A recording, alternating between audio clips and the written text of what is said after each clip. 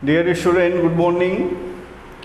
मैं आपको फिर आज ईडियम्स और फ्रेजेस का दूसरा सेट दे रहा हूँ, पार्ट 2। ये बहुत ही पहले में मैंने बोला है कि ये बहुत ही इम्पोर्टेंट शब्द होते हैं और बार बार पूछे जाते हैं। तो मैं 10-10 का सेट दे रहा हूँ इसलिए कि आप उसे याद करते रहिए। आगे चलकर हम इसका भी क्या बोलते हैं क्लोज टेस्ट या मॉक टेस्ट बनाऊँगा और उसमें 55-10 ठो पूछूँगा। तो कम से कम 50 शब्द हो जाए तो फिर हम आपको मॉक टेस्ट इस पर भी, वर्ड पावर पर भी मॉक टेस्ट देंगे, ठीक है।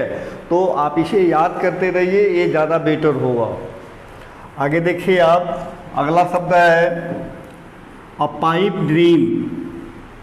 मैंने बोला है कि केवल एक शब्द से अर्थ निकालिए, रटने की ज़रूरत नहीं है।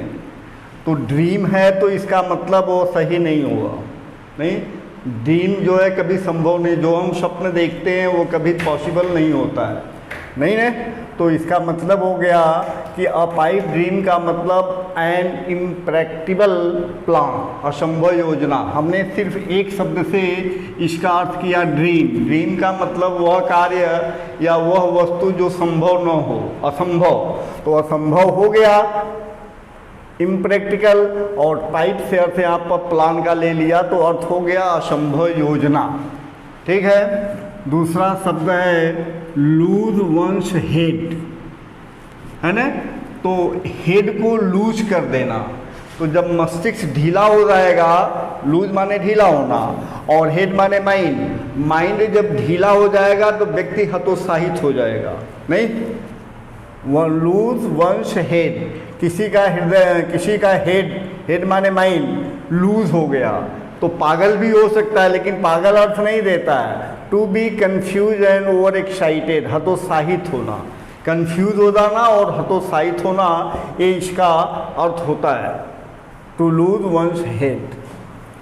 टू स्मेल रैट, स्मेल माने सूंघना होता है, रैट माने चूहा होता है। तो चूहे को सूंघना, तो चूहे को कोई सूंघता है क्या? कोई चूहे को सूंघता नहीं है। तो इसका मतलब हुआ खतरे को भांपना या किसी के धोखे को भांपना।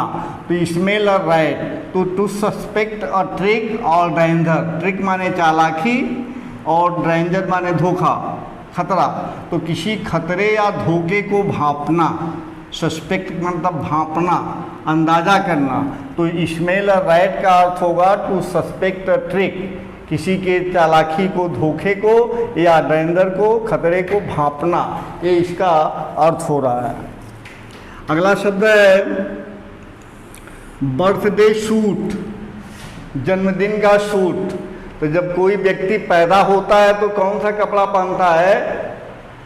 नहीं ना, कोई कपड़ा नहीं पहनता। बच्चा जो पैदा होता है वो किसी कपड़े को नहीं पहनता। बर्थडे सूट का मतलब नेकेड, नंगा, वस्त्रहीन। तो बर्थडे सूट आप बर्थडे से निकालो कि जब कोई का जन्म होता है, जिस दिन वो पैदा होता है उस दिन वो कोई कपड़ा नहीं पहना रहता है। तो इसका मतलब हुआ कि नेकेड, नेकेड माने नंगा, विदाउट ड्रेस, विदाउट क्लॉथ्स, नंगा, वस्त्रहीन, ठीक है। अगला शब्द है lion share. Lion share, lions एक भयंकर जानवर है, उसका भाग। तो अगर जानवरों में देखा जाए तो शेर जो है सबसे बड़ा जानवर होता है, नहीं, खतरनाक भी होता है। तो लायन शेयर का मतलब मेजर पार्ट, बड़ा भाग। तो लायन शेयर, लायन शेयर का अर्थ हो गया बड़ा भाग। तो लायन से अर्थ निकाल लिए, शेयर का मतलब भाग। तो बड़ा भाग का मतलब मेजर पार्ट, मेजर पार्ट, ठीक है। Harp on, to keep on talking, to keep on talking, बात को जारी रखना। हार्प ऑन लगातार बजाना, यानी कीप ऑन टॉकिंग, तो बात को हमेशा जारी रखना, रोकना नहीं। The birds eye view, the birds eye view का मतलब होता है journal view. Birds eye view का मतलब चिड़िया का आई व्यू, आई व्यू उसकी योजना। तो बर्ड्स आई व्यू का मतलब हुआ जर्नल व्यू, सामान्य विचार, अर्थात ऐसा विचार जिसमें कोई महत्व न हो। बर्ड्स आई व्यू सरसरी तौर पर देखना भी अर्थ होता है इसका। To put in the corner, कोई व्यक्ति को कोने में रख देना, कोई जैसे घर में कोई सामान खराब है तो लोग कहीं जगह नहीं पाते तो कोने में रख देते हैं, है ना। और कोई बच्चा क्लास व्लास है, कोई बच्चा अगर कोई शरारत करता है तो उसे टीचर कोने में खड़ा कर देते हैं, नहीं, शरारत करने पर उसे कोने में खड़ा कर देते हैं। तो to put in the corner, कोने में रखना, तो कोने में रखने का मतलब टू पनिश, दंडित करना। तो to put in the corner का अर्थ हुआ दंडित करना, नेग्लेक्ट करना। तो यहाँ नेग्लेक्ट करना नहीं होगा, टू पनिश माने दंडित करना होगा। अगला शब्द है to get cold feet. Cold feet, पैर ठंडा हो जाना।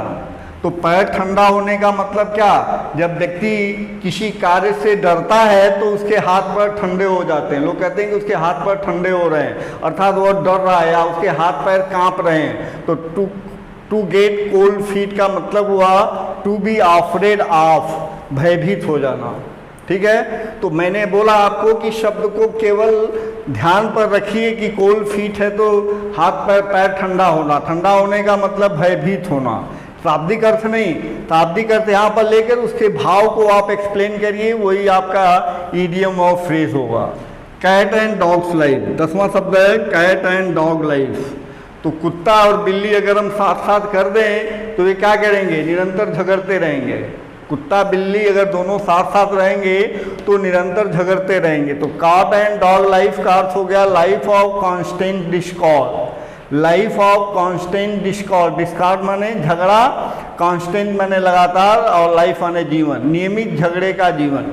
तो इसका अर्थ हो गया कैट एंड डॉग लाइफ का अर्थ हुआ नियमित झगड़े का जीवन। तो ये दूसरा सेट मेरा है।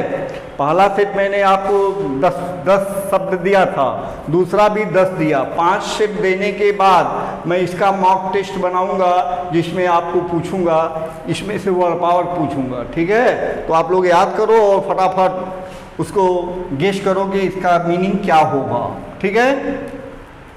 आप वीडियो को पढ़िए, लाइक करिए, शेयर करिए, ठीक है। और यदि कोई बहुत प्रॉब्लम हो तो कमेंट करके पूछिए। थैंक्स।